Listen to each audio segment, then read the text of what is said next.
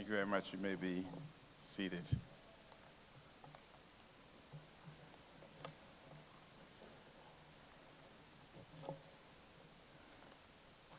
You know, as I sat in amusement watching a young singer, and what was even more amusing, he continuously informed the organist that you're on the wrong key. You're playing C major. I want C minor. Very intelligent young man. The Honorable Vincent Diagla, Minister of Tourism, and my other cabinet colleagues, Ms. Joy Jubileau, Bahamas Director General of Tourism, senior government officials, Mr. Hugh Riley, Secretary General and CEO of the Caribbean Tourism Organization, other regional and international ministers and commissioners of tourism, distinguished ladies and gentlemen, good evening. It is a pleasure to welcome you to the Bahamas for the State of the Tourism Industry Conference, the premier tourism conference of our region. I welcome you as both head of government of the Bahamas and as a member of the CARICOM quasi-cabinet with responsibility for tourism. The Caribbean is an archipelago of discovery and wonder, bound together by geography, history, and culture.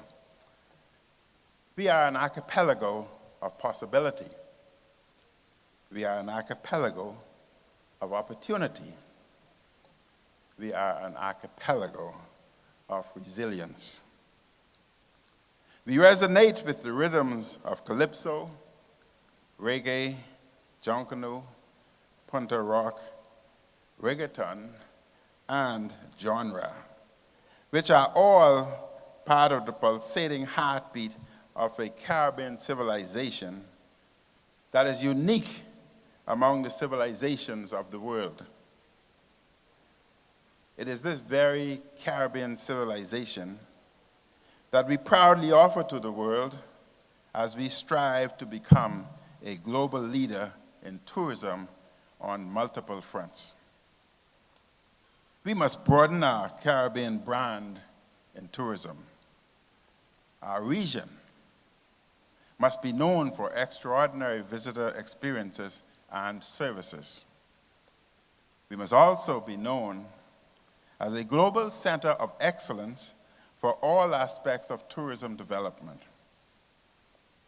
In so many ways, the potential of our region is untapped. This week, we will explore the possibilities and opportunities to rejuvenate, recreate, and reconnect for new directions in Caribbean tourism. May I take a moment at this time to thank our Minister of Tourism, Denicio, for his guidance of CTO matters over the past year and a half. I also thank our Director General, Ms. Joy Jubileau, for a steady hand and guidance over the past several years. We are proud of these Bahamians and others who selflessly devote their time and energy to the growth and development of the tourism economy of our region.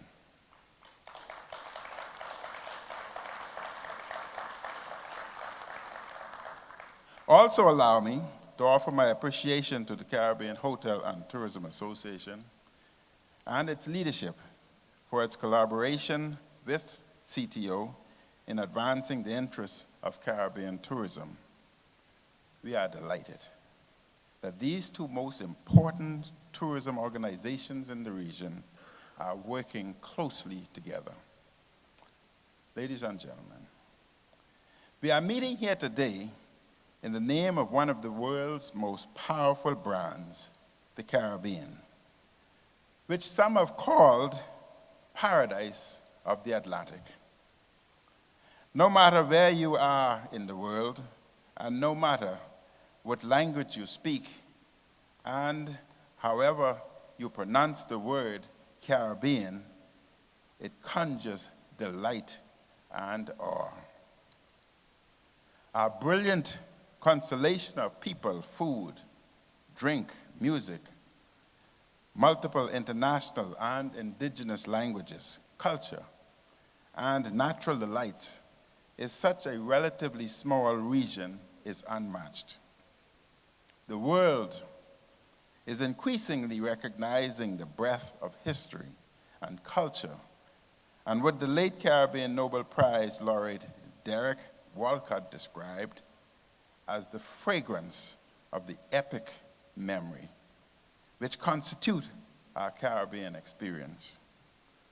In this vein, I am especially pleased that a compelling feature of the visitor experience at Bahamas and Atlantis is Bahamian culture, inclusive of the visual, musical, and culinary arts of the Bahamas.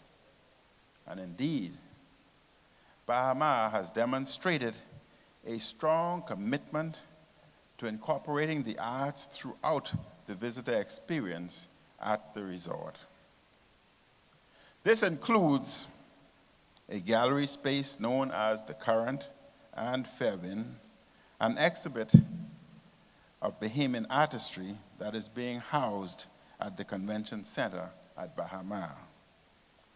The Fairwind exhibition encompasses a survey of 100 years of Bahamian art, beginning in the late 1800s up to the contemporary practices of today. The exhibition communicates both a visual and auditory narrative to viewers, exhibiting paintings, photography, culture, artifacts, and multimedia. I believe that what Bahamas is doing in terms of the incorporation of the heritage of the Bahamas has tremendous resonance for our region. And here at Atlantis, the Marina Village incorporates many aspects of Bahamian art and culture. I invite you to visit both the Marina Village and creative art spaces at Bahamas, as well as the National Art Gallery of the Bahamas. I am delighted that the success of these two major properties is taking such an initiative is driving other smaller boutique properties to do the same. And these partnerships between artisans and tourism investors, both domestic and international, must be replicated if we are to provide even greater returns to our citizenry from the tourism sector. Ladies and gentlemen, one of our core objectives must be to help to create greater economic benefits from tourism for micro, small, and medium-sized businesses. This means greater diversification across various tourism platforms, as well as greater linkages with other economic sectors. For example, when speaking of diversification within tourism, we are still developing much of the infrastructure and facilities which give rise to compelling visitor experiences, memories, and storytelling. As a region, we are still working to develop and upgrade the museums and heritage sites which depict the traditions and culture of our people, as well as showcasing in a sustainable manner the wonders of marine life that highlighted the Earth's biodiversity. Such experiences and facilities serve to educate visitors and the people of the Caribbean about the beauty and the value of the mangroves, the creeks, wetlands, and other natural wonders of our unique ecosystems. The training and education of a new generation of entrepreneurs is vital in helping our citizens and economies to garner greater economic benefits from tourism. And toward this end, my government recently launched the Small Business Development Center in partnership with the University of the Bahamas and the Bahamas Chamber of Commerce and Employers Federation. Our guiding principle is that sustainable economic growth should be driven by Bahamian investment and creativity in tandem with strategic foreign direct investment. Entrepreneurs are the primary drivers of innovation and growth. We set as goals for our administration to stimulate Bahamian ownership, to create jobs, and most of all, to reduce poverty. In order to achieve those goals, we realized that we had to address the blockages that prevent Bahamian ownership, that stifle job creation, and that perpetuate poverty. The key, we realize, is access and opportunity. By this I mean access to the kinds of opportunities that those who have traditionally succeeded in our economy often take for granted, including good advice, help with planning and execution, contacts and networking, and, of course, critically, access to capital. Access so often separates success from failure. And governments play an essential role in helping entrepreneurs to gain access to the skills and resources needed for success. If we can give birth to a generation of new entrepreneurs, we can move Caribbean tourism to greater heights and in many new directions. And one of these new directions is a greater global involvement in tourism by the people of the Caribbean. How is it that the world's most tourism-blessed region and the world's most tourism-dependent region is not the world's tourism-leading region by a greater array of measures? In seeking answers to these questions, our theme for this conference is spot on. This conference comes after World Tourism Day, with the global recognition of the contributions which this dynamic industry makes to the global commons and to the economies and peoples of our region. When we look at tourism in its totality, there are more employment and engagement opportunities in tourism than in almost any other economic sector.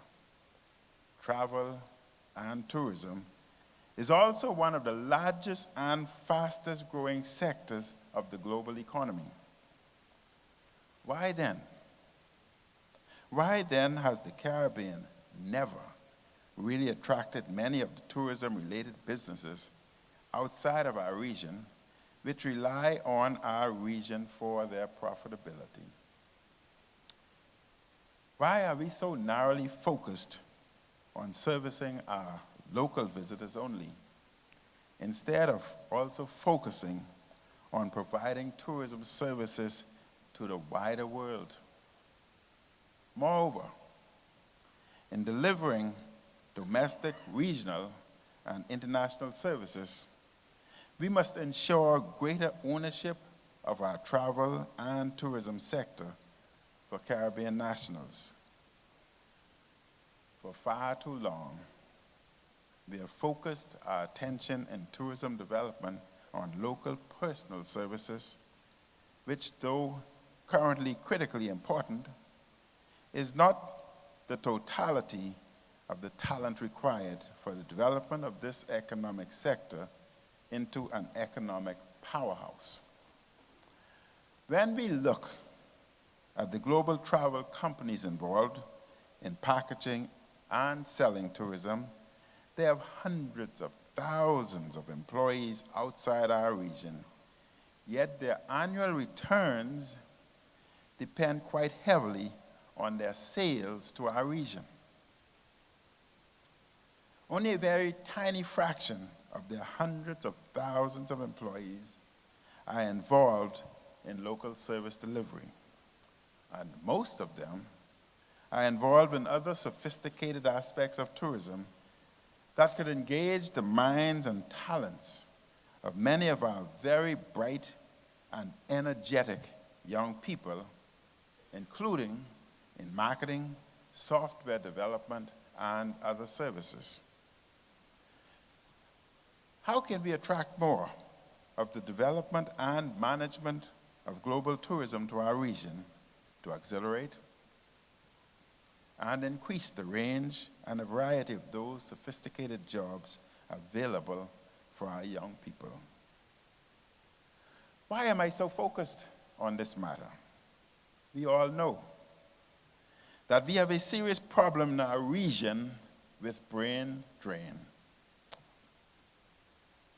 Would we not retain far more of our talent within our region if we engaged architects, engineers, accountants, artisans, lawyers, interior designers, energy specialists, new media communication specialists, software developers, and others in providing tourism services to countries and destinations across the wider world, instead of focusing only on personal services in our own individual countries?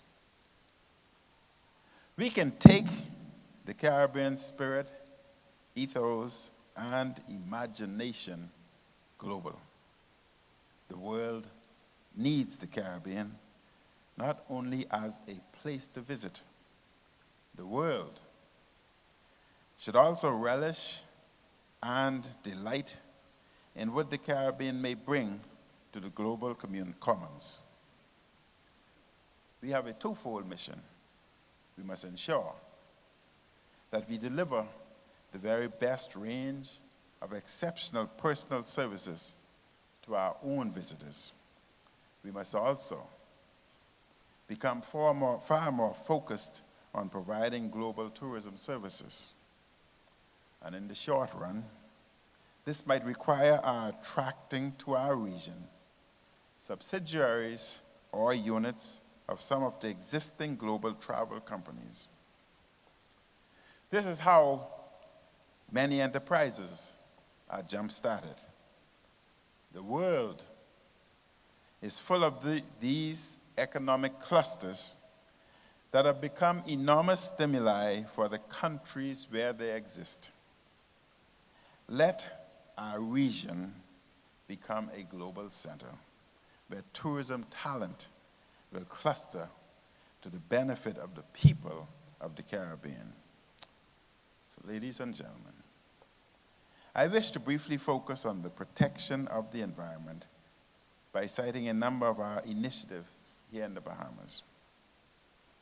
Since 1992, we more than doubled the national park system of the Bahamas, which is managed by the Bahamas National Trust.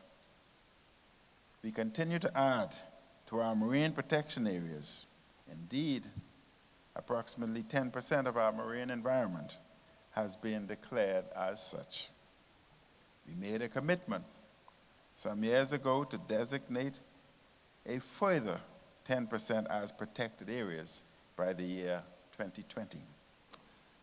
And due to our geographic location, the Bahamas archipelago is besieged by marine debris from the United States of America and from the high volume of international marine vessels which pass through our waters. This pollution affects tourism, fisheries, and the health of our population.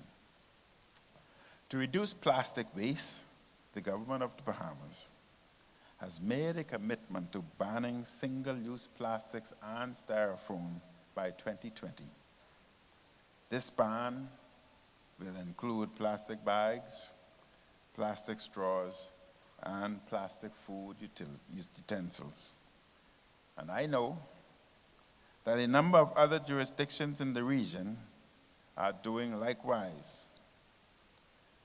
Considering that we have already experienced some loss and damage to our natural resources, we are committed to the replacement of damaged and endangered coral reefs.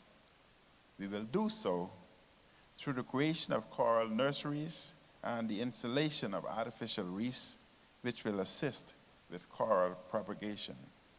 And one such example is the country's first living underwater art gallery, home to the largest underwater sculpture in the world. And we continue to partner with various national and international NGOs and research facilities in order to ensure that our policies are grounded in proper research and science. Such collaboration has been quite fruitful. We have established open and closed seasons for key ecosystem species and those that hold commercial value. We have designed park management frameworks and increased patrolling in sensitive areas to preserve these services and food sources for generations and generations to come.